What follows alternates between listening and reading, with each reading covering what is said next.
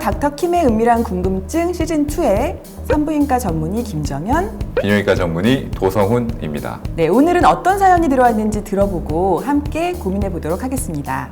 저는 전립선 통증을 앓고 있는 30대 예비 신랑입니다. 20대부터 통증이 있어 여기저기 검색도 많이 해보고 식단 관리도 하고 운동도 꾸준히 하고 있는데 요즘 제 최대 고민은 임신이 안 된다는 겁니다. 무정자증은 아닐까 걱정이 됩니다. 아내는 저와 연애하기 전 난임 검사를 받았는데 이상이 없다고 하더라고요.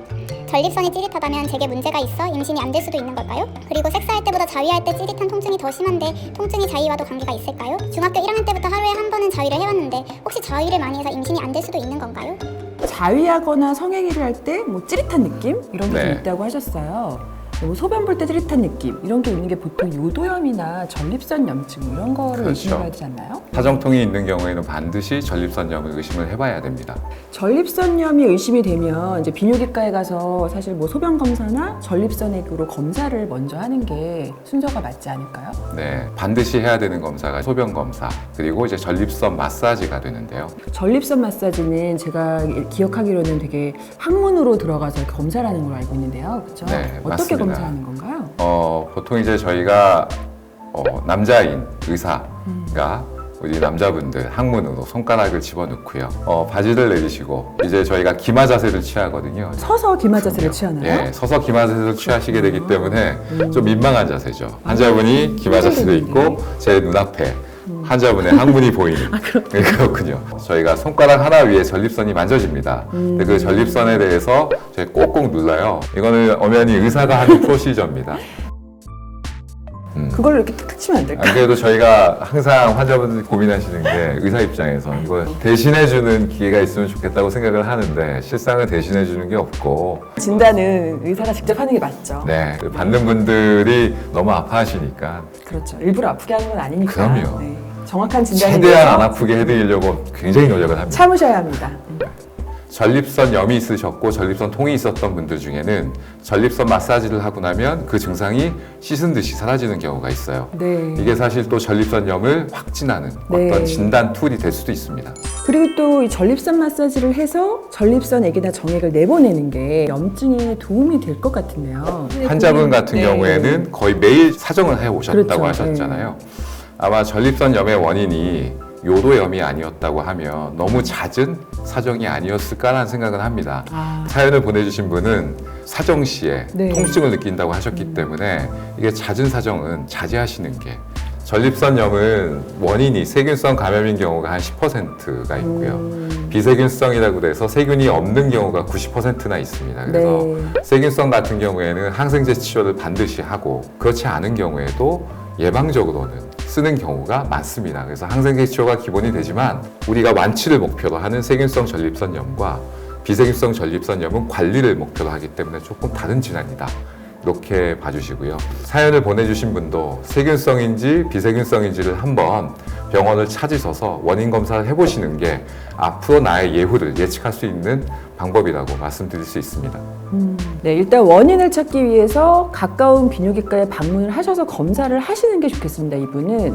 그리고 이분이 또 한 가지 질문을 해주신 게 자위를 하는 것 때문에 임신율이 떨어질 수 있냐 이렇게 말씀하셨어요. 네, 그런 거는 어떤 관계가 있을까요? 관계가 굉장히 많다고 볼 수 있고요. 사정액이 나오는 사정관이라는 거에 좌우에 있는 고환에서 정관이 나오고요. 그 정관이 전립선 뒤에서 합쳐집니다.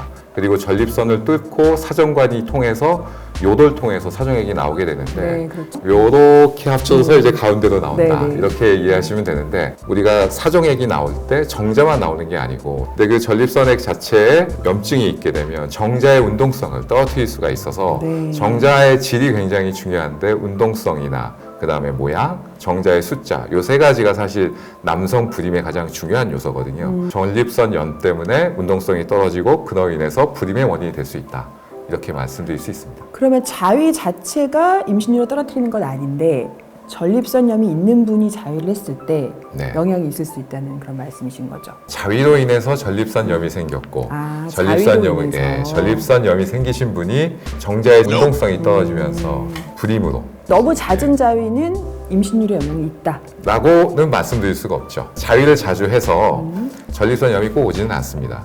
환자분들에 따라서 전립선염이 생기는 분들이 있고 그렇지 않은 분들이 있는데, 전립선염이 있는 경우에는 그로 인해서 정자의 질이 떨어질 수 있다. 네. 이게 정확한 말씀인 것 같습니다. 전립선염을 치료를 하면 정자의 질을 높일 수가 있어요. 그러니까 정자의 질이 좋아지면 임신 가능성이 올라가게 되는 거죠. 그리고 추가로 네. 무정자증 얘기를 하셨잖아요. 네, 맞아요. 네, 무정자증은 검사가 너무 쉽습니다. 산부인과 가셔도 되고 비뇨기과 오셔도 되고 정액 검사를 한번 해보시면 본인이 무정자증인지 바로 현미경으로 확인하실 수 있으니까요. 생각보다 간단하네요, 그죠? 그죠? 네. 전립선염에 대해서 얘기를 나눴지만 여자분들도 소변을 볼 때 짜릿한 경우가 많지 않습니까? 네, 그렇죠. 여자분들도 배뇨 시에 통증을 느끼는 경우가 있는데요. 대부분의 경우가 요도염이나 방광염이죠. 요도나 방광에 균이 번식하는 경우인데 80% 이상이 대장균이잖아요. 원인이 명확하게 균이기 때문에 병원에 가셔서 항생제 처방을 받으셔야 돼요. 근데 대부분의 경우에는 찌릿하면 약국 가서 일단 약을 드시거든요. 근데 그거는 사실 항생 성분이 들어있지 않은 진통소염제이기 때문에 당장의 통증만 없애는 이런 약이라고 보시면 돼요. 전립선 염증에 대한 증상을 앓고 계신 사연을 들어봤는데요. 또 다른 성에 대한 고민이나 궁금한 점이 있으시면 아래에 있는 이메일로 보내주시면 저희가 함께 고민해보고 상담해드리도록 하겠습니다. 익명성이 보장되니까 마구마구 보내주십시오. 닥터 킴의 은밀한 궁금증은 계속됩니다.